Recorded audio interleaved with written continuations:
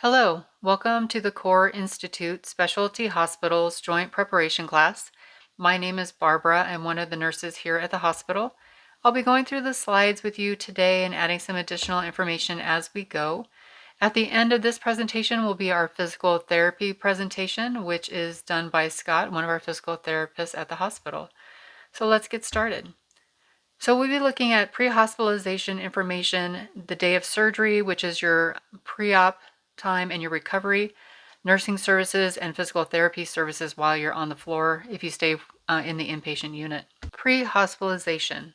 One of our nurses from the pre-admit department or the PAT department will be giving you a call prior to your procedure. They're going to go over your One Medical Passport, which you should fill out before that call. It's at onemedicalpassport.com. It's our patient portal, just like the doctor has a patient portal. It's our hospital patient portal, and we need that information to be able to communicate with all of our staff here to make sure you get great care. So they'll be reviewing your One Medical Passport with you, which is your medical history, your medications, and then they'll also be giving you your pre-op instructions.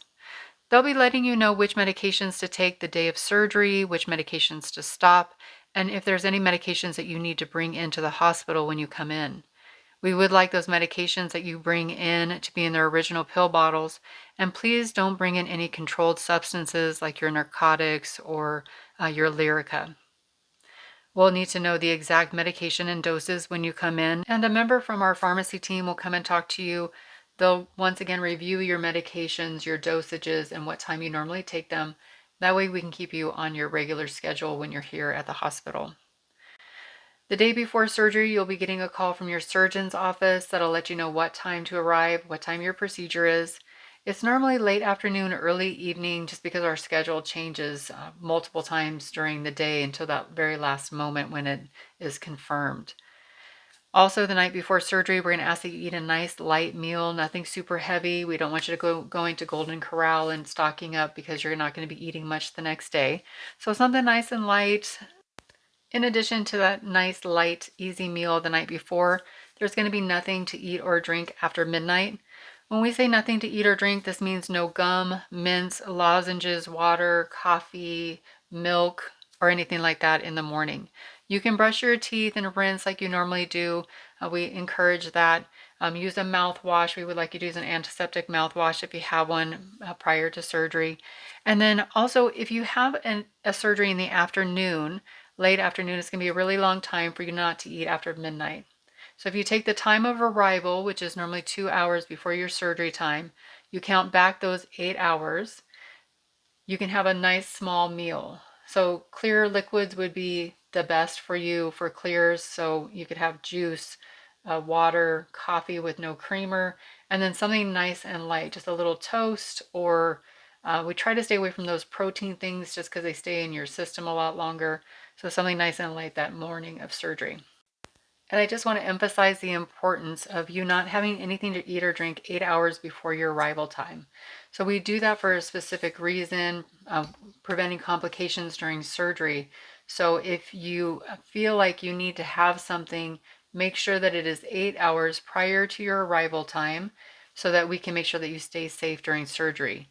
If you come into the hospital and let's say you've had a bottle of water within the last few hours, or you had a big breakfast a couple hours or 4 hours before you came in for surgery, we will either be canceling your surgery for that day or we will be postponing it until you meet that 8-hour criteria. So be very choosy about when you decide to eat. This slide has a lot of important information. So first of all, we take infection prevention extremely seriously. So if you have any signs and symptoms of infection like fever, aches, chills, sore throat, anything like that, or if you're exposed to someone that you're close to that's really sick, please notify your surgeon as soon as possible. In addition, if you have any open sores, draining wounds, cuts, or rashes, your surgeon needs to be aware of that as well. These are things that could potentially cause adverse reactions after surgery, increasing risk for infection. So we want to make sure that you're coming in with your best foot forward so that you can have that best outcome when you go home. There's also no makeup, lotions, creams, or ointments the day of surgery. You'll be using antibacterial soap or Hibiclens soap. We want you to use that the night before and the morning of surgery. that you're going to be washing from your neck down to your toes. On the morning of surgery, there's going to be no lotions, like I said, creams, ointments, nothing like that. You can put lotion on your face, that's fine, but nothing else. We already talked about brushing your teeth in the morning and using the antiseptic mouthwash. So important. Do not shave your body site. You're also welcome to bring in your phone and charger, your iPad. Just make sure the pre-op nurse is documenting all those things for you so we can make sure that you leave with them as well. Before you leave your room in the hospital and the inpatient unit, make sure you've got all your belongings. And please leave all of your other valuables at home. Take off all of your jewelry, leave that at home. Don't bring in any expensive sunglasses or anything that you won't need while you're in the hospital. Leave all your money at home. Just bring in your photo ID, insurance card, and your method of payment if you have a copay that you need to pay while you're at the hospital. When you arrive day of surgery, we want you to be dropped off at the front entrance. So your family or friend can drop you off right at the front so you can come right in through the front door, and then they can go park on the north or south side of the building. When you come in, you'll be checked in with the receptionist and the admitting department will come back and get you. Once you get through the admission process, they will be giving you an ID band. Please make sure that everything is correct on that ID band. Most importantly, your name and date of birth. Once you've completed the admission process, you'll wait in the lobby for your pre-op nurse to come and get you. She'll bring you back in. It'll just be you. Your family will be sent off to the waiting room or the cafeteria. We do have great food here, so I encourage them to take part in our amazing food. Once you're back in the pre-op area, your nurse is going to get your weight. She's going to check your armband, make sure that the name and date of birth are correct, verify your allergies, get your temperature, ask your height. This is a great time to use the restroom if you need to. For women who are in childbearing years, we will need to get a pregnancy test, so please do not use the restroom in the lobby area. Wait until you get back into the pre-op area so we can get that pregnancy test. Then you're going to be signing all of your consents. You'll have a surgical consent, anesthesia consent, a blood consent. We do use blood products in the event of an emergency, so we'd like your permission to do that. We'd also be having you sign our opioid informed consent, which states that we're going to be using narcotics to treat you for pain while you're in the hospital, and your surgeon will send one off to your pharmacy. So it's important that you know where your pharmacy is at because we'll electronically prescribe you a medication to go off to that pharmacy. It also is for the temporary use of your postoperative pain. It's not for any long-term conditions like chronic pain or psychological disorders. And some of those normal side effects with the narcotics are nausea and vomiting, constipation, itching. We do worry about difficulty breathing if you take more than is prescribed, so go ahead and take it as prescribed. Or if you have an allergic reaction, we want you to call 911 if you're having any difficulties breathing or if your airway's closing or anything like that. So once you're done signing all of your consents, there's a belongings form. We want to make sure that everything is on that belongings form for you. So we give you everything back that you came with. Then you'll get to sit down on the bed, get your vital signs done, and then it'll be time to change. When you change, everything comes off, even your underwear.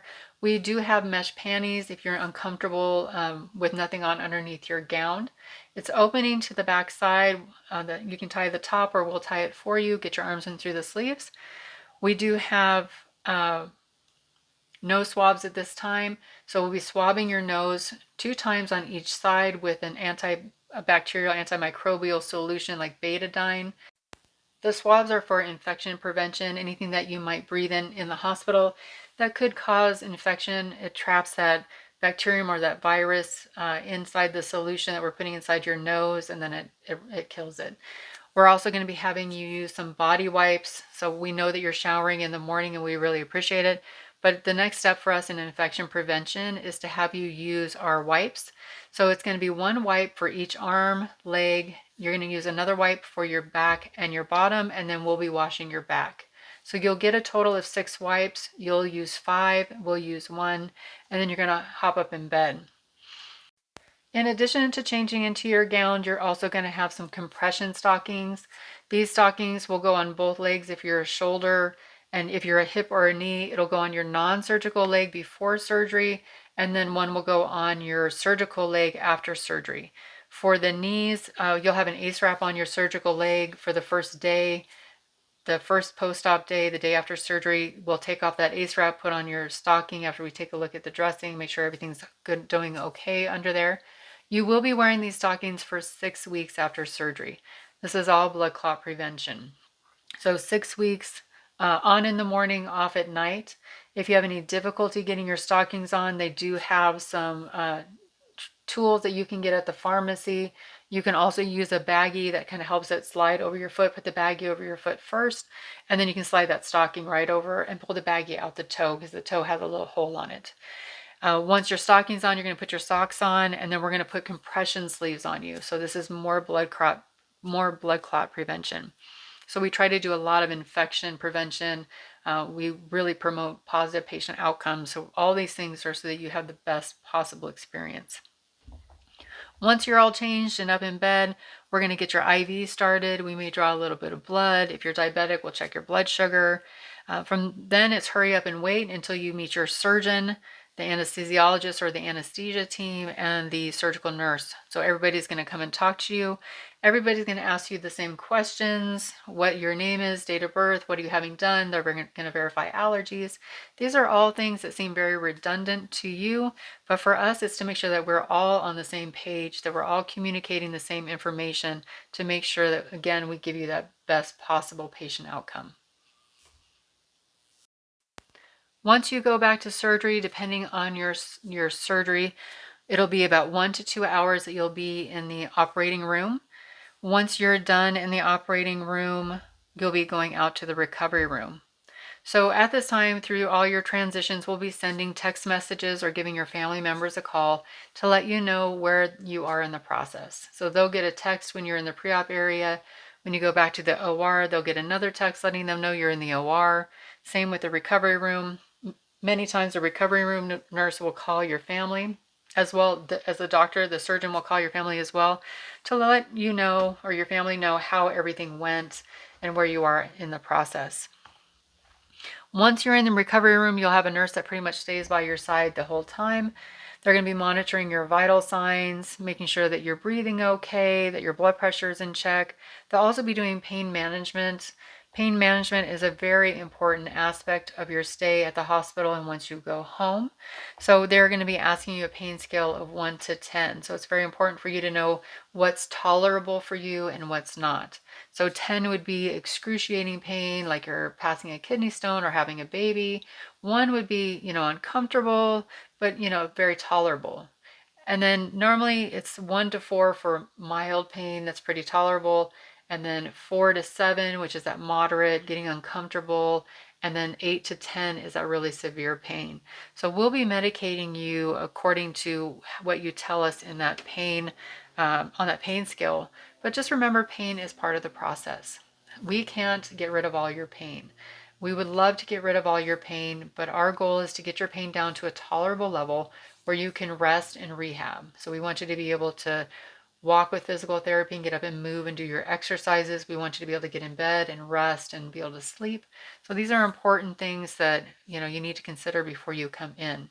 In addition, if you have a nerve block, sometimes we'll be doing the adductor canal blocks, which is for the knees, and or maybe an interscalene block for the shoulders. So these are regional blocks. It's numbing medication that goes in, kind of numbs up that nerve bundle.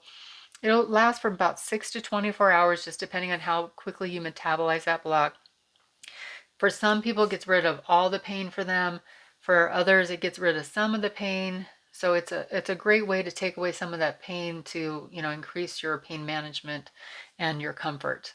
So we want you to be taking your pain medication the night before you go to sleep, that first day of surgery. When you have a nerve block, it's very important that you pay attention to it wearing off. We want to make sure that you're taking your pain medication that night of surgery if your block hasn't worn off yet. Because sometimes what happens is that block wears off during the night, you're sleeping, and then you wake up in excruciating pain. As soon as you feel numbness, tingling, like you're getting that sensation back, maybe you're able to move your fingers, that's another time where we want you to start taking your pain medication, because we want that medicine on board when that block completely wears off so that you're not going from a very tolerable pain to very intolerable pain. You'll be staying in the recovery room about 45 minutes to an hour. It's going to seem very quick to you. Many times you're already awake and talking to us and you don't remember it. So maybe when we're wheeling you down the hall, or if you end up going home that day from the recovery room, we're wheeling you out to your family member or your friend, and you're like, I just woke up. It seems so fast. So it will seem like we're rushing you out a little bit. But like I said, minimum time is 45 minutes. Average time is probably about an hour. We keep you longer if you're having any problems with your breathing, pain control, nausea. We'll keep you longer than that normal time, just to make sure that we're adequately treating the nausea or the pain or the breathing difficulties that you might be having. There are no visitors allowed in the recovery room area. The doctor, like I said, will go out and speak to your family. Once you're settled in your room, the nurse or the aide from the floor will go out and get your family member from the waiting room. So it'll typically be about 1.5 to 2 hours after you've arrived into the recovery room before your family member will be seeing you down in your room. So we don't want them to worry. We do have a board. We try to be very diligent about keeping that board updated, and it also shows them where you are in the process, in the PACU or in your room or in the OR. So that's another place that they can look on the big board, which is in the waiting room and out in the front lobby, so that they can see where you are in that process. Once you're settled in your room, many things will be happening. First of all, we'll be continuing your IV fluids, and those will continue until you've drank enough and been rehydrated enough through the IV to where your urinary output is adequate. Once you've met our criteria, we'll be measuring your urine, and so once you've met the criteria, we'll be disconnecting the fluids from your IV, but your IV will remain. So you won't have the bag of fluids going in because you're able to take in the fluids by mouth and drink them. But we will be keeping that IV just for safety purposes. We can give you medications through that IV if you get really nauseous or have excessive pain. If you happen to have an emergent event, we've got that IV access, so we can do those life-saving procedures that we do. So it's very important that we keep that IV in you until you go home. So once you've probably gotten into your day clothes, ready to go home, we'll be pulling out that IV when your family arrives.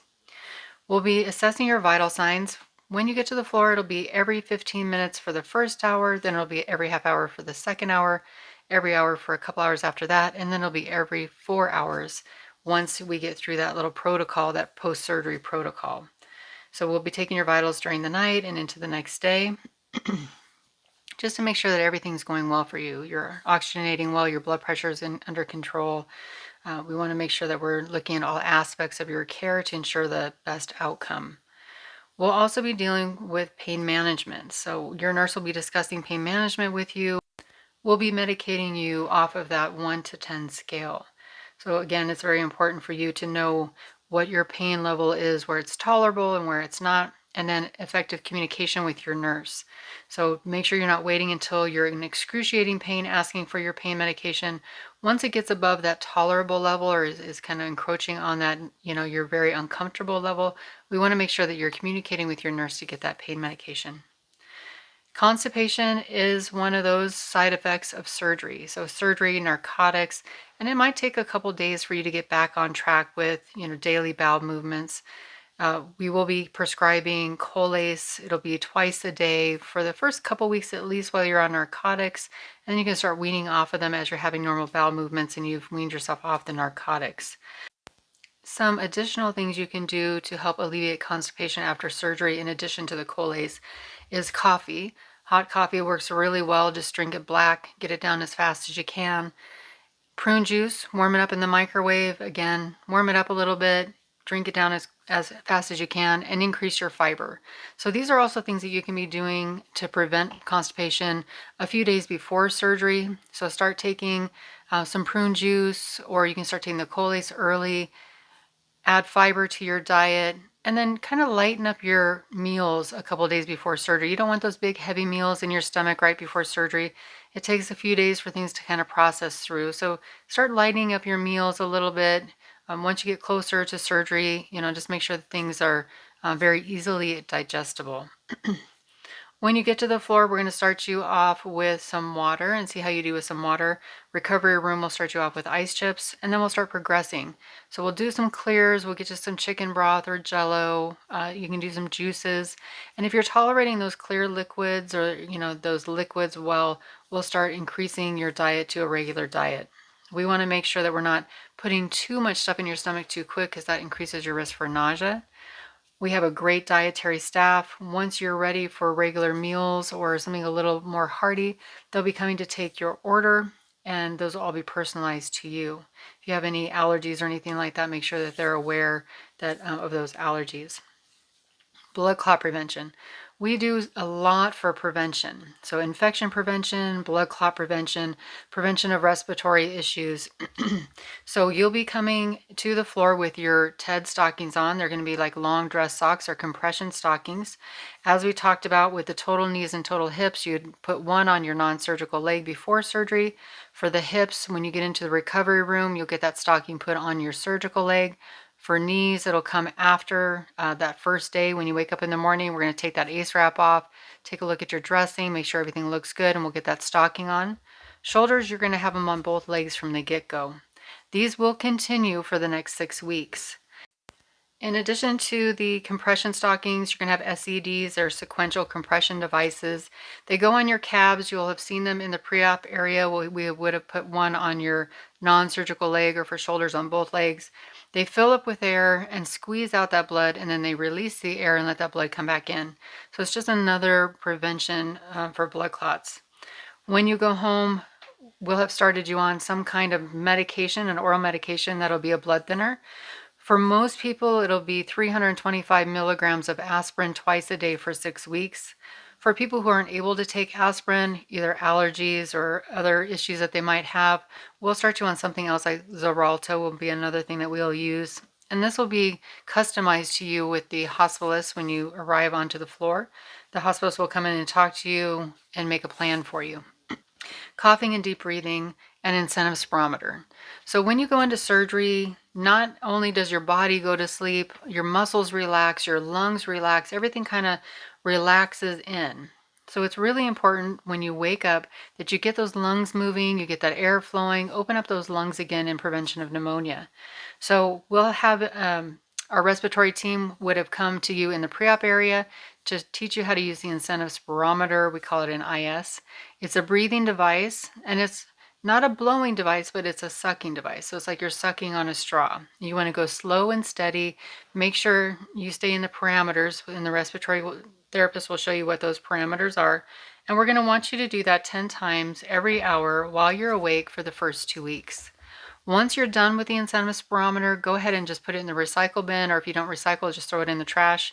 We don't want you keeping it for long periods of time because as you breathe in and out, bacteria is going inside that device, and over time it'll grow, and we don't want you to use it and then make yourself sick. In addition to the incentive spirometer is coughing deep breathing. Coughing deep breathing exercises is just where you take a nice big deep breath in and you cough out. So it's just an inhale and a cough. So we want to increase the pressure in those lungs. It helps open up everything in there, and it's just another thing that we use for prevention of pneumonia after surgery.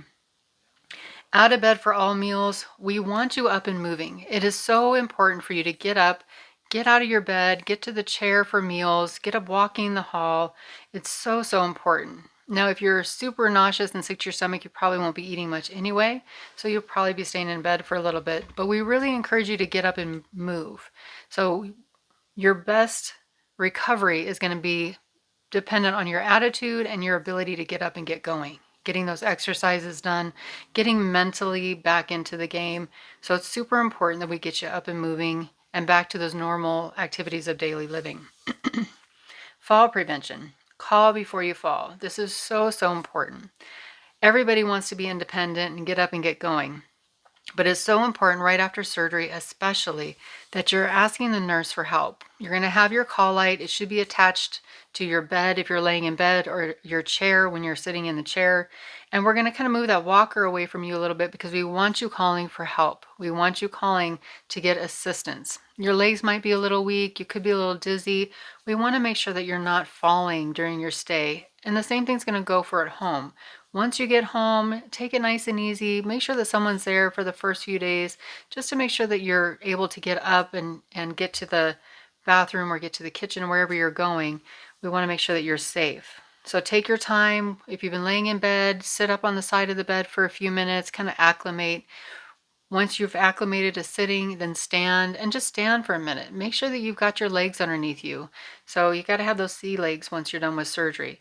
So make sure that both your legs are stable and that you feel like you've got the strength in there, and then just take it nice and easy, one step at a time. Let's talk about your incision and your dressing. So that dressing is going to stay on for 5 post-op days. So the first post-op day would be the day after your surgery, and you can take it off post-op day 5. There's no dressing changes needed unless you have excessive drainage, and then you'll be calling your surgeon to let them know that you're having excessive drainage. They may ask you to take a picture and send it to them. But if you look at the 2 pictures on the slide, you've got one that's pretty clean and dry. There's no drainage on it. And then there's another one that has just that stripe of drainage. It's okay to have spotting or that stripe of drainage. That's not anything to be concerned about. What we get concerned about is when the drainage fills up and there's no white or no gray that you can see. It's all filled up with drainage. That's when you're going to be calling your surgeon. They're going to give you instructions to either change that dressing or they're going to have you come on in. They may tell you to take your ACE wrap and apply a little bit more pressure to help stop that drainage and that bleeding. You're going to keep your dressing covered for those first 5 days when you get in the shower. So we suggest saran wrap. Saran wrap is the easiest thing to do. You just wrap yourself up, and then just be really careful when you're taking the saran wrap off. If you're using scissors, that you're not clipping into the skin or the dressing. You can also get cast covers. I know most of the pharmacies have different covers that you can use that are specifically designed for those things. And your incision must remain clean and dry. This means for the next 6 weeks, there's no swimming pools, hot tubs, bathtubs, jacuzzis, anything like that that would submerge that dressing. It's all about infection prevention. We want you to heal up really nicely. We don't want any bacterium getting into there. When you shower, you're going to shower. You don't necessarily need to scrub on that incision so much. Just a nice gentle wash, rinse it off really well with water. Make sure that's the last thing that you rinse off, and then pat it dry with a clean towel. Once you've met criteria to go home, we're going to be giving you a packet of information. It's your discharge instructions. There's a whole bunch of information in there. There should be some highlighted things for you to pay special attention to. Some of those things would be to monitor your incision daily for infection. As we talked about, there'd be excessive redness, drainage, or swelling, hot to the touch, foul-smelling odor. We want you to report those to your surgeon. Core surgeons can be reached at 866-974-2673. We also talked about submersion, so no submerging your incision for 4 to 6 weeks. We typically encourage you to wait 6 weeks just for that full infection prevention. Make sure that incision's all healed up and sealed so that nothing can get in there. You may have specific instructions from your surgeon. If you have any questions about, go ahead and call your surgeon's office. Wear those compression stockings for 4 to 6 weeks. Shoulders, I believe it's 4 weeks. For the hips and knees, it's 6. Your discharge instructions will tell you how many weeks. Remove them at night and then reapply them during the daytime once you've taken your first shower. So leave them on until you've taken that first shower after surgery, and then off at night and on in the morning. Use your incentive spirometer hourly for the first 2 weeks. It's going to seem like it's a little cumbersome, maybe a little tired, but it's really easy. If you're reading a book, every couple of pages, just do a couple puffs. If you are watching TV, every commercial that comes on, do a couple puffs, and that way you get that 10 times every hour pretty easily. Once you're done, recycle it or put it in the trash bin. Don't hold on to it. Also do those coughing and deep breathing exercises. You could do those a few times an hour throughout the day. Both of these help you to keep those lungs open, prevent respiratory infections. Make sure you take all of your medications as prescribed. So we talked about the aspirin or other blood thinners. We want you to take those for 6 weeks. Your stool softener will continue until you have stopped taking those narcotics and are having regular bowel movements. And then all of your normal medications that you normally take at home, you can resume those as well. So we want you to get back on your normal medications, get back into the routine, and If you have any questions or concerns about the medications that you're supposed to be taking, either call your primary care doctor if they're the ones who prescribe those for you, or your surgeon if it's the narcotic, the aspirin or blood thinner, and the stool softener. Keys to success. We want you to get back to your normal activities of daily living as soon as possible. Get out of bed, up to the table, get out to the back patio, drink your coffee or read your book, visit your family, go out and talk to your friends. We want you getting out there and getting back into your life. So it's so important, not just for your physical rehab, but for that mental and emotional health as well. Pre-surgery exercise is very important. The better you come in, the better you go out. And it's not that we want you to go and start a whole new exercise program and get your body sore and stressed, but if you're just getting out there and walking around the block a couple times, some people like to go to the mall and, do those laps around the mall.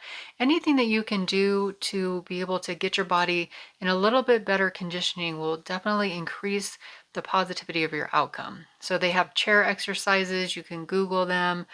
They have some great things that you can do to really get your body prepared for surgery.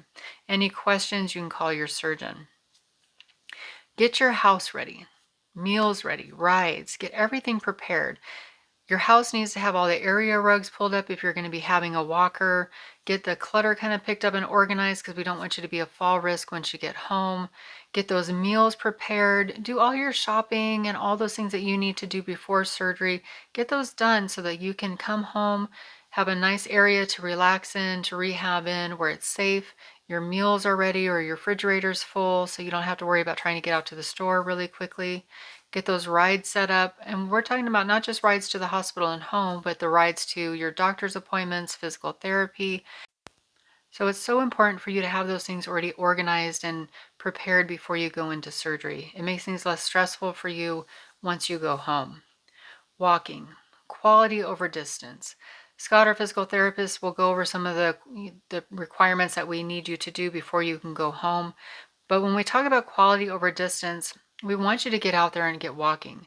But if you're walking 2 miles, but you're limping and gimping and dragging your leg, that's not what we want you to do. We want you to work on that normal stride.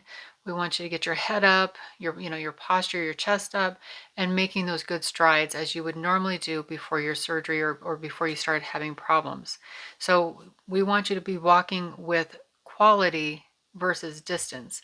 If you're able to walk 2 miles and you can keep your head and your chest up and you've got a good stride going, by all means, get out there and get walking. But we want to make sure that you're taking time to make sure that you're doing it the correct way so that you'll rehab faster. Pain control. I've talked about pain control through the slides here and there. It is so important for you to take your pain medications at least for the first couple days. So most people have pain. There are a rare few that don't need to take pain medications, but it is super important that you stay on top of your pain. If you're waiting until you're in excruciating pain, it's going to be very difficult for your body to heal. Your body can't focus on healing and pain control at the same time. So it's very important that you keep your pain down to a tolerable level so that you can participate in rehabilitation and then also to rest. So you're going to be kind of balancing yourself and pacing yourself between getting out there, getting those exercises and stretching done, and then getting back and resting, elevating, icing, doing those things for the healing. So you want to put in the work and then you want to come home and rest. And you're going to need adequate balance. So you want to make sure that you are finding that good pace. Swelling control. Ice and elevation is going to be your best friend. Shoulders, you're pretty much already going to be elevated. You're going to be putting ice on your shoulder probably for the first few days, and then as needed. You can do 20 minutes on the front side of your shoulder, 20 minutes on the back, and then 20 minutes off. Hips and knees, you can do 20 minutes on each side. So for the knees, it would be on each side, 20 minutes on one side, 20 minutes on the other side, and then 20 minutes off. Hips, you can do 20 minutes on the top, 20 minutes on the side, and then 20 minutes off. So we want you doing that at least 5 times a day, and as you need it for pain control, inflammation. So we encourage you to get down, elevate, and ice after your therapy sessions, and then just as you need it over the next 6 weeks. Medicate, move, and ice. So here again is balance. Medicate for pain, Get moving, get those exercises done, and then get down, rest, and ice. The more you can kind of get into that groove, your body's going to get used to that healing and moving and healing and moving, and you're going to progress your rehab very quickly. One of our surgeons here says that the number one determining factor for the outcome of your surgery is your mental status, how you see what's going to happen. He says that the more positive patients come in regarding the surgery and the rehabilitation, knowing that they're going to put in this really hard work, but the outcome is going to be awesome, the better off everything's going to be. If you're focused on the negative and how much it's going to hurt and how much time it's going to take, then you're going to really slow down your healing process. So we want to make sure that you are focused on the things that you've been missing that you're so excited to get back to, whether it's pickleball or golf or playing with your grandchildren, traveling. Focus on those things so that when you're putting in that hard work, you've got that goal in mind. You're getting back to living. You're getting back to all those things that you've been missing while your joint has been damaged or hurting and needing repair. Short-term hard work for long-term success. Like I said, get in there, get that hard work done, get that balance between exercising and resting and healing, and you're really going to have a great outcome. If you have any questions or concerns regarding this slide, go ahead and call 602-795-6020. Next up will be our physical therapy portion by Scott, our physical therapist. And so stay tuned for that presentation. Last slide would be for your follow-up information. The Core Institute Specialty Hospital is committed to positive patient outcomes. If you have any questions or concerns after you've been discharged from the hospital, please call your surgeon's office at 866-974-2673. And if you need to set up or change your appointment for physical therapy, if you're going through physical therapy at one of the core offices, that number is 623-474-3443. Thank you so much for your time. Stay tuned for the physical therapy portion. This is the physical therapy section. We're going to talk about being prepared for your surgery, your therapy goals while you were here in the hospital, any equipment needs you might have once you leave the hospital, discharge planning, hip, knee, and shoulder precautions, and we'll go over some frequently asked questions. Preparing before your surgery. Exercising daily before your surgery. It's important to stay as active as you can be prior to the surgery. If it's just walking around a block, walking to the mailbox, walking in your house, doing water aerobics, whatever it is you can do, keep doing. Okay, the more active you are coming in, the better off you will do. Planning ahead. You got to be organized at home. Have your meals ready, rides set up to and from therapy, have your help organized. Go around the house, pick up any kind of throw rugs, have seating arrangements prepared. You don't want to sit anything too low, so have some chairs set up that will be comfortable for you when you go home. Try to have your equipment ready as far as your walkers and canes and toilet risers, and we will discuss that a little bit further later on. But the more organized you can be, the less anxiety there is when you go home, knowing that you have everything set up for future success and a good, smooth recovery. Physical therapy activities while you're in the hospital. Transferring, which is basically changing positions, getting in and out of a chair, in and out of bed, up and down off the toilet. We will teach you that. In order to go home, you must be able to do those activities yourself. Even if you have help at home, we would prefer that you learn how to do it without having any help. Gait training with a walker. Most of our hips and knees will use a walker while in the hospital, and we'll continue to use it the next few days, sometimes a few weeks after you leave the hospital. When you get rid of your walker, it all depends on how well you are moving, how safe you are. The therapy in the outpatient setting will determine this for you as you progress. Exercise. We'll give you a sheet of exercises to work on for strengthening and range of motion for the hips and knees. The key thing for a knee replacement is the range of motion. Okay, the sooner you can get the knee to fully bend and to fully straighten, the better off your recovery is. So the range of motion with the knee replacement is imperative. Activities of daily living will teach you how to get dressed, teach you how to do stairs if you had to do stairs, in and out of a car. Okay, so anything you need to learn in order to go home independently, we will teach you. Education of home caregiver. It is always good to have someone who's going to be home with you here in the hospital the day you're being discharged. The person at home with you has an important role. They're the person who more than likely will drive you to and from therapy, will make sure you're taking your medicine, will make sure you're progressing properly. They're your coach, your cheerleader, your motivator. They're the person that makes sure the train stays on the tracks. With these recoveries, not every day is easier than the next. You need to have someone at home who's making sure you're doing your therapy, making sure you're getting your ice, making sure you're getting some rest. So they really do have an important role, and it is important that they are here prior to you being discharged so we can speak to them and make sure they understand what's expected of you as the patient. Discharge needs, we'll kind of talk about that coming up in the next few slides. Equipment for home for hip and knee patients. Front-wheeled walker. We prefer a front-wheeled walker. That means the walker will just have two wheels on the front. It could have tennis balls on the back. It could have sliders. It could have little skis. But we prefer the two-wheeled walker. We will every once in a while let someone use the four-wheeled one with the brakes and the seat if it's something they've been using for a long time and they're pretty proficient using it. Otherwise, we prefer the front-wheeled one. It does not move as freely. And after surgery, safety is paramount, so we want to make sure the walker does not get away from you, so we prefer the two-wheeled walker. Shower chair. Most patients will skip the shower chair. A lot of them, if they have a walk-in shower, they'll just walk in with their walker, take a quick shower, and walk out. Some patients will, however, use a shower chair, which is okay. But most patients, if they have a walk-in, will just use the walker. Elevated toilet seat. Not every hip or knee needs an elevated toilet seat. Depends on the height of your toilet at home. Depends on your height as a patient. If you have a higher toilet as it is, the comfort height toilets, which they make nowadays, you should be okay. If you're a very tall patient, 6'5", 6'8", and you have a low toilet, toilet riser would definitely come in handy.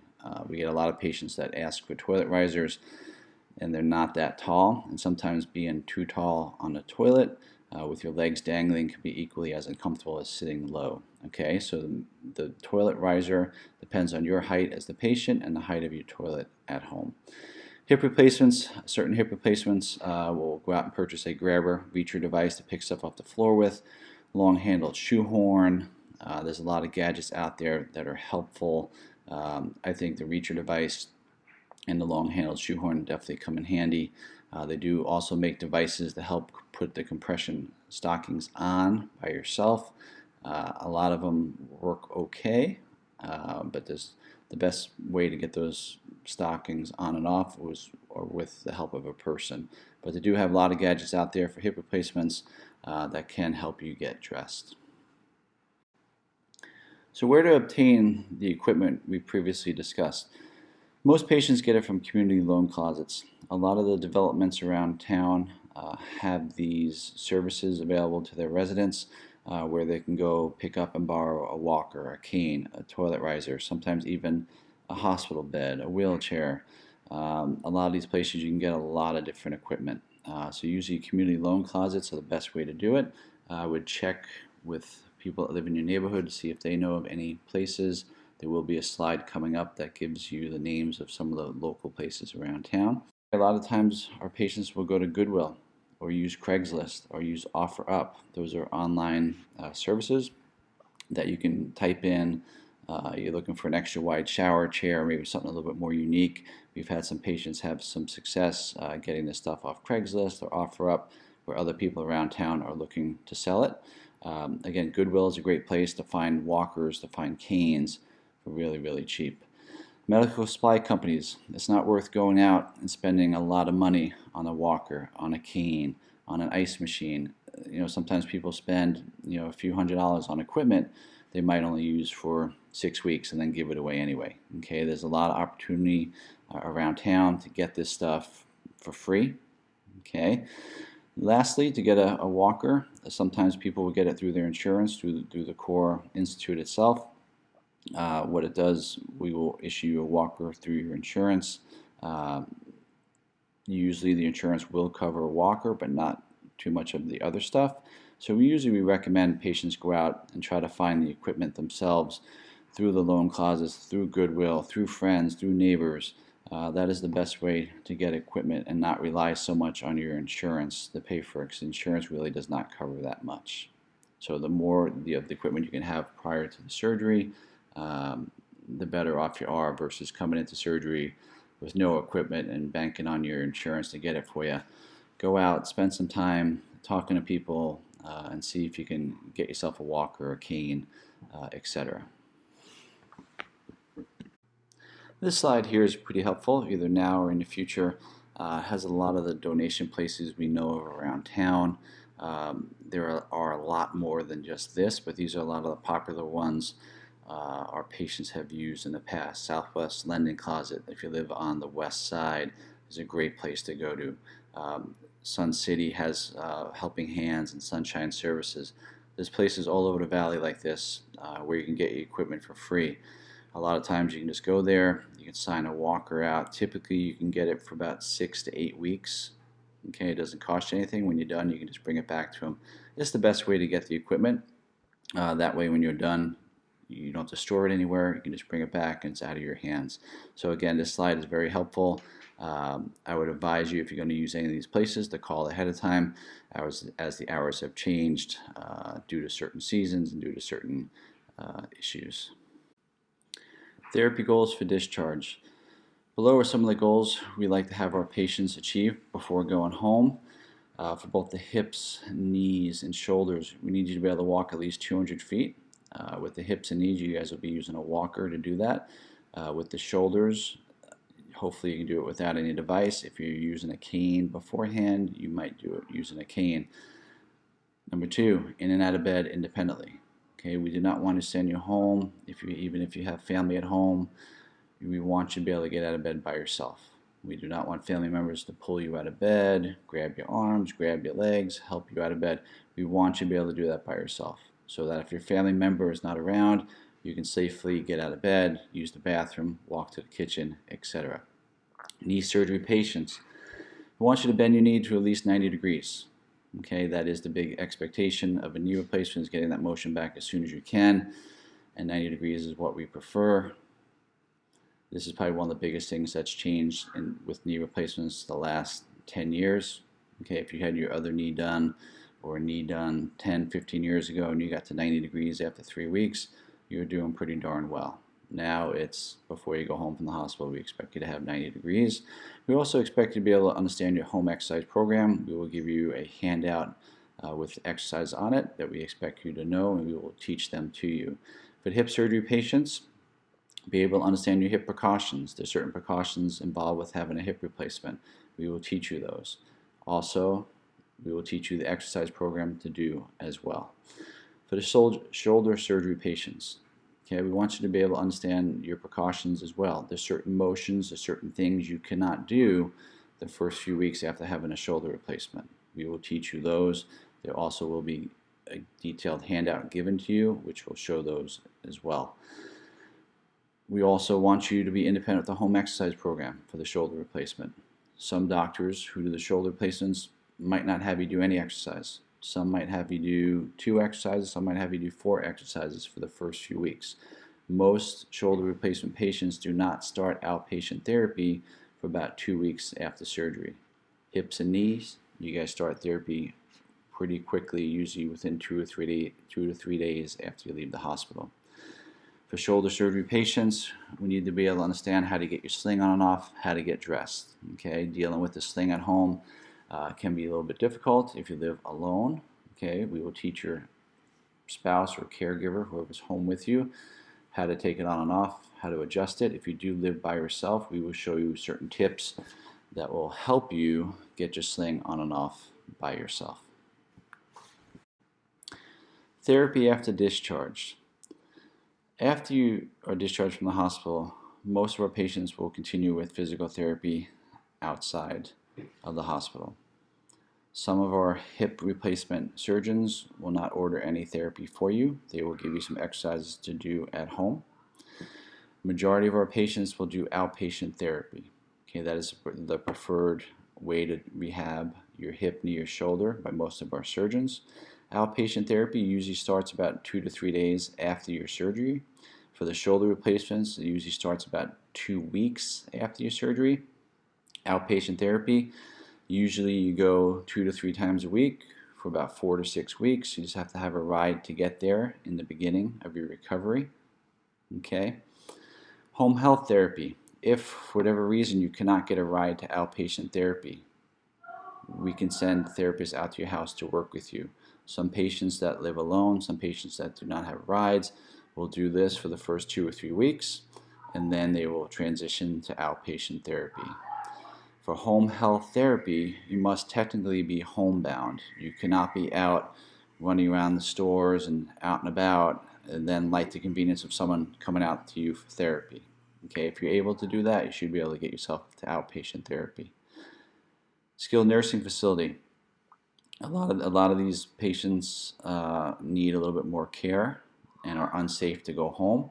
We will arrange for them to go to a skilled nursing facility. Just because you live alone does not necessarily mean you need to go to a skilled nursing facility. Okay, skilled nursing facilities are based on how well you do after your surgery, your home environment. These cannot be set up ahead of time. After your surgery, we will determine how well you're doing. We will submit paperwork to your insurance. The place you get to go to depends on your insurance, depends on where you live, so there are a lot of factors. Okay, but to go to a skilled nursing facility, it's got to be something warranted and needed. A lot of patients want to go there thinking, oh, I'm going to go there because I know at home I'm not going to do my therapy and they're going to push me. That's the wrong reason to go to one of those facilities. Okay, the facility is based on a person that's not really recovering as quick as we'd like and would be way too unsafe to go home. The nursing staff will assist in coordinating the home health and the skilled nursing. Most of our patients come in with outpatient therapy already set up. If you do not have the outpatient therapy set up, we can give you a prescription for that. The home health and the skilled nursing facility can be arranged by our nursing coordinator at the hospital.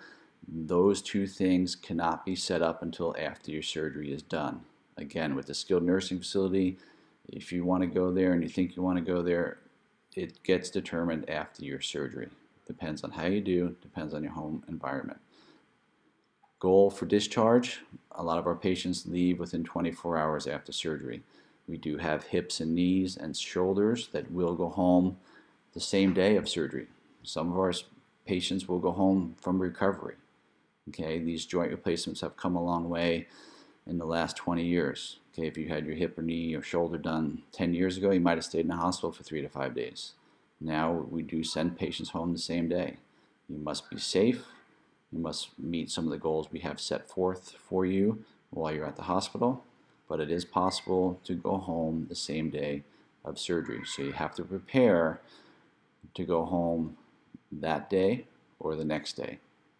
A lot of patients will come to surgery and say, you know, I can't go home. You know, I'm having my house remodeled. I can't go home for 3 days. I don't have any help. You have to have this stuff set up. It's an elective surgery. You determine when you're having surgery. If you're having issues with having a house remodeled or no help, you must set up the surgery when you have those things taken care of.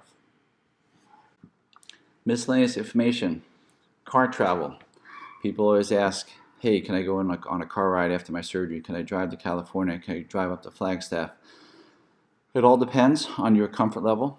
Okay, usually we say for every hour, hour and a half of driving, you want to get out at least once to walk around. More for stiffness, more for blood clot prevention. Driving, when can you drive a car? A lot of times it depends on, number one, your medicine intake. Okay, number two, your comfort level. Medicine intake, you cannot be taking prescription opioids and driving your golf cart to PT 2 days after surgery. Okay, typically for hip or knee replacement, if it's on your right side, it might take about 3 weeks to drive. For a left side, it might be about 2 weeks to drive. If you're a shoulder replacement, you have to check with your doctor. Your arm will be in a sling. Every doctor is different with the driving. Air travel.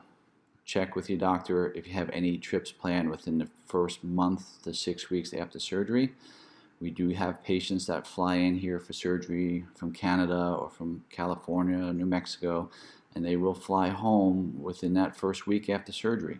Okay, just make sure you check with your doctor. As long as you have those compression stockings on, the flight's not too long, you can get up and move around.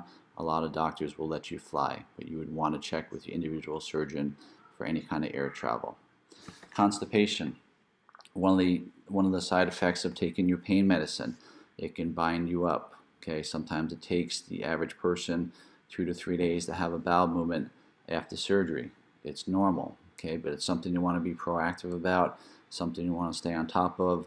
High fiber diet, if it's coffee, prune juice, whatever works for you, be proactive about it. Okay, but it does take some time to have a bowel movement due to the anesthesia and due to the pain medicine. Sleeping. Okay, people always ask, well, how do I sleep with these things? If you're a shoulder, a lot of shoulder patients like recliners, couches. You can sleep in bed with a lot of pillows. You can sleep on your back. You can sort of sleep on your side in a modified position with some pillows. Okay, whatever way you can find some comfort, find it. Okay, but a lot of times for a shoulder, your arm's going to be in a sling. It's just more comfortable just to be in a recliner, slightly upright, or a couch.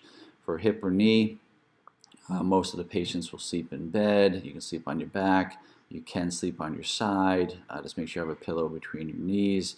Some of our hips and knees will sleep in a recliner as well. After any one of these surgeries, the hip, knee, shoulder, sometimes the first few nights are pretty uncomfortable. So again, whatever way you can find sleep, if it's on a couch, a chair, a bed, find it somehow. Okay. For the hips and knees, we don't recommend sleeping on your stomach initially, but eventually you can do that as well. Frequently asked questions. Number one, I just got out of surgery. Do I need to have therapy already? Yes. Usually we get you moving pretty quick after surgery. Sometimes when patients get to the floor, they have to get up and use the bathroom. We will get you up, have you walk to the bathroom. Okay, then a lot of times we'll come back, we'll teach you the exercises, go over in and out of bed, teach you stairs, but you will be up moving the first day. Okay, a lot of times what limits you getting up is not so much the hip, knee, or shoulder as it is the nausea, the dizziness, the fatigue. Those are the factors that are kind of the wild cards in the surgery. But otherwise, 99% of the time you can get up, you can put weight on your knee, you can put weight on your hip, you can walk on it using a walker. So you will be starting therapy pretty quickly. Number two, am I going to damage my new hip or knee if I put weight on it? No. Okay, like I said a little while ago, 99% of the hips and knees, you can put full weight on it when you walk. You will be using a walker. Every once in a while, a doctor might limit how much weight you put on your hip or knee. If they had to do a little bit of extra work in there, that does happen. But we will let you know as far as any kind of restrictions you have with your weight bearing. But most of the time, you can get up, you can walk on it. What limits people initially is the things I previously mentioned, nausea, dizziness, and some stuff like that. And the other big thing is confidence. Okay, you just had your hip or knee done. A lot of times people get up, they're definitely scared, they're afraid to put weight on it. Once you learn how to trust your new knee, your new hip, things start heading in the right direction. You start walking better, but a lot of times it's getting over that fear and developing that confidence in that hip and knee that you can put weight on it and walk on it. Posterior hip precautions. We will go over this with you on a case-to-case basis, depending on who your surgeon is, depending on what surgical approach they took. For this particular hip replacement, for the first 4 to 6 weeks, you have to limit how much you can forward flex at your trunk. You don't want to cross your legs. You don't want to twist your leg inward. So really, these are just precautions to avoid putting your hip at a high risk for dislocation. It would truly take doing all three of these things at one time, which you can see in that photo next to it there with her putting her shoes on, her high heels on. That is the motion that combines all three of those motions at one time. She's bending forward, she has her leg twisted in, she's got a slight cross to the leg as well. So doing all three of those motions at the same time can get you in trouble. Okay, it's not forever. Like I said, it's usually for the first 4 to 6 weeks. And we will definitely go over these with you after your surgery to clarify which hip precautions you have, depending on your surgeon. For an anterior hip replacement, that's where they go through the front of your hip, so your incision will be a little bit higher up on your thigh region. We don't want you to twist your leg out and then bring it back behind you. So it's both those motions at the same time. So if you were a right hip replacement, we wouldn't want you taking your leg and twisting it, say from a 12 o'clock to a 3 o'clock position and then bringing it back behind you. If you're a left hip, we wouldn't want you taking it from 12 o'clock to 9 and then bringing it back behind you. We will go over this with you on a case-to-case basis and show you exactly what the motion is and how you can get yourself in trouble. Again, it's not forever. It's for the first 4 to 6 weeks. But we will teach you these while you're here in the hospital. Knee precaution. The big thing with the knee replacement is getting your motion back as soon as you can. A lot of times patients get fixated on bending it. Yes, it's important to bend it, no doubt about it, but you also must be able to get that leg fully extended, which means straight. So if you're laying it out in front of you, you want that leg to lie as flat as possible. A lot of times after surgery, that is uncomfortable for a lot of people. So they like sticking towels underneath there or an ice pack or something to keep that knee slightly bent. You do not want to do that. Even if it's uncomfortable, you want to work on straightening that leg out. Okay? The straightening is equally as important as the bending. A lot of times patients go to therapy and they get fixated with their bending number. Today it's 110, tomorrow it's 115, oh now it's back to 110. That's good, it's important, but you also must get that leg nice and straight. Okay, we will teach you techniques and exercises to do to work on that. If you cannot get your leg fully straight, you'll walk funny. You'll walk with a little bit of a limp. Okay, so it's important to get the knee to bend, but really focus on the straightening as well. Shoulder precautions. The hip and knee replacement patients usually start exercise, a little bit more aggressive therapy as soon as possible after surgery. For our shoulder patients, they're limited on what they can do typically the first 2 weeks. Okay, usually we do not let you actively move the operated shoulder at all. In certain cases, we will teach you how to passively move the shoulder, which means you can use your other arm to move it for you, or you can have your caregiver at home move it for you. Okay, but a lot of times there's no active motion of the operated shoulder, usually about until 2 weeks after surgery when you start outpatient therapy. However, you are allowed to take your arm out of the sling. We want you actively moving the operated elbow, wrist, and hand. So you can technically be in your recliner with your sling off, with your arm on a pillow, and you can be bending your elbow, your wrist, your hand. The catch is you just cannot move your shoulder. So you cannot reach out for your drink, reach out for your remote control, moving that shoulder at all. You will do exactly what we tell you to do the first 2 weeks. Okay, like I said, some surgeons will let you do a few exercises, some don't want you doing any. At most, patients will do about 4 different exercises, and we will teach you those exercises. But again, not every patient gets taught those exercises. It depends on your surgeon, depends on your surgery, but we will go over those with you. Okay, we will teach you how to get your sling on and off, but the main thing with the shoulder replacement is no active motion of that operated shoulder until you start outpatient therapy. Okay, and we will review this with you while you're in the hospital. Keys to success. This is probably the most important slide of the presentation so far.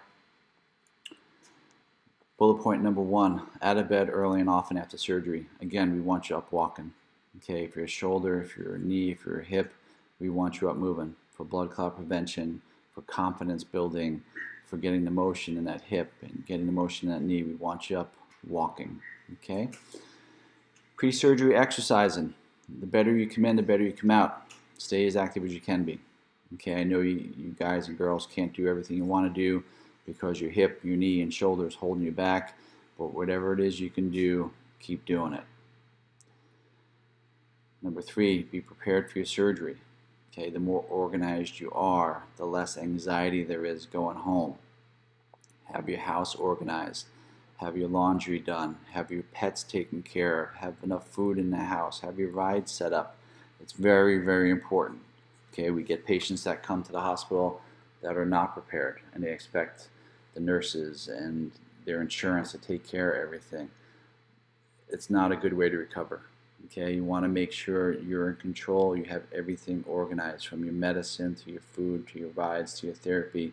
It makes a successful recovery that much more important. Walking. Patients always ask, how far do I walk? How much walking do I do at home? There's no set amount. Okay, we live in an age of Fitbits and phones where people get consumed with how many steps they have to do a day, and I need to do this many steps. Don't get hung up on how far you go. Okay, it's quality over distance. I don't care if you walk 100 feet and it looks great. I'd rather see you do that than walk around a block and by the end you're limping and you're walking poorly. Most hip and knee patients that come in, you haven't walked normal in weeks, months, years, right? So you have to kind of rewire your brain how to walk normal again. That takes time. You use that walker like training wheels on a bike to reteach yourself how to walk again. Okay, but focus on the quality over distance. Don't get caught up in how far you're going. Get caught up in how good it looks while you're doing it. Pain control. Probably the biggest issue after a joint replacement is pain control. Okay, these joints are painful.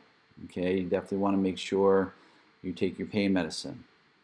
Do not be fooled the first day that, hey, this doesn't hurt too much. A lot of the doctors put good local medicine in your hip, knee, and shoulder the day of surgery. So we've had patients that are superstars the day of surgery. They decide they don't need the medicine because they can tough it out. And the next day when all the local medicine wears off, it's a different story. Okay, think about going to the dentist and having a root canal done. You walk out of there, your mouth's numb, it feels pretty good. The next morning you go to eat breakfast and you're like, whoa man, I'm pretty sore. Okay, it's very similar to that. But the best thing you can do is take your pain medicine in the beginning to get out of the gate on the right foot. Okay, they give it to you for a reason. You have to use it as a tool to get yourself moving. Okay, what I find is that if patients take it the right way the first few days, they do much better than just taking it kind of haphazardly. Okay, pain is one of those things that everyone tolerates it differently.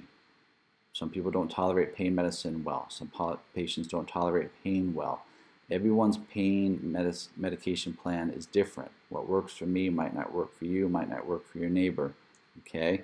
But the big thing is make sure you do take a little bit of something to take the edge off of that pain. Because even with the pain medicine, these surgeries are pretty sore.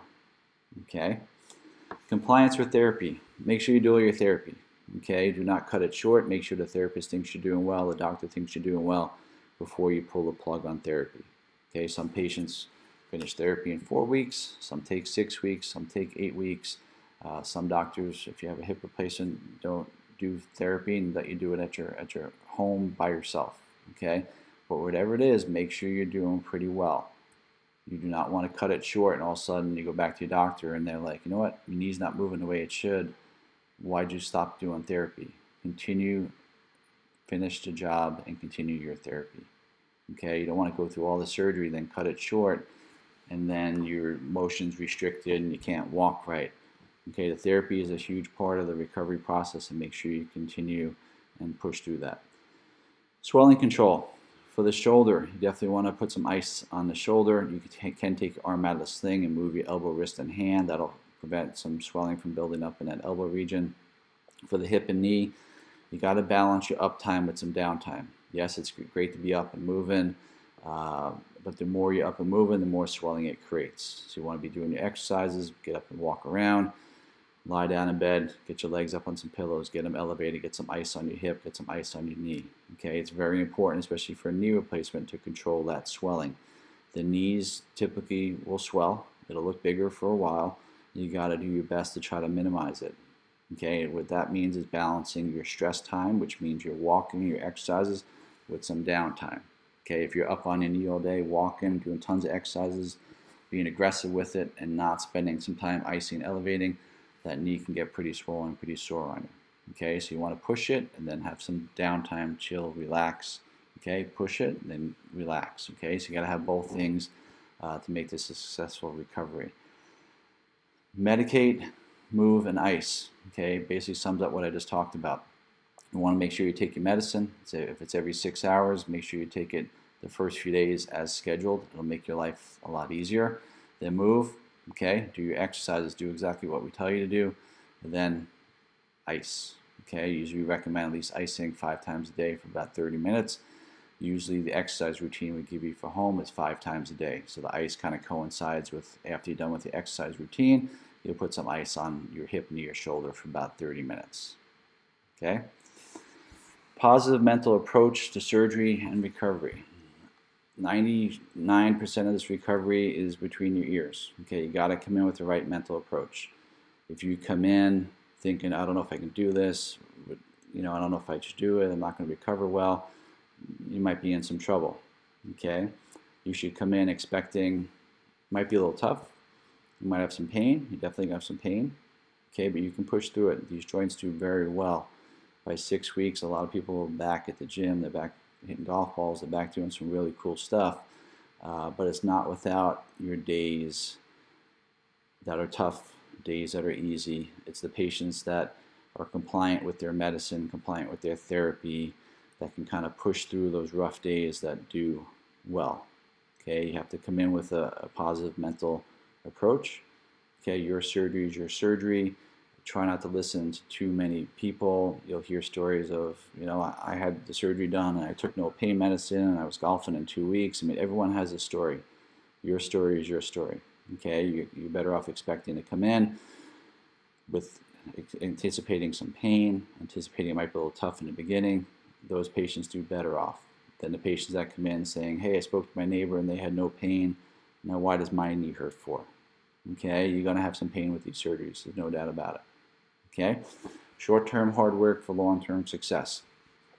The key is you need to be compliant with your therapy. You need to push through the hard times.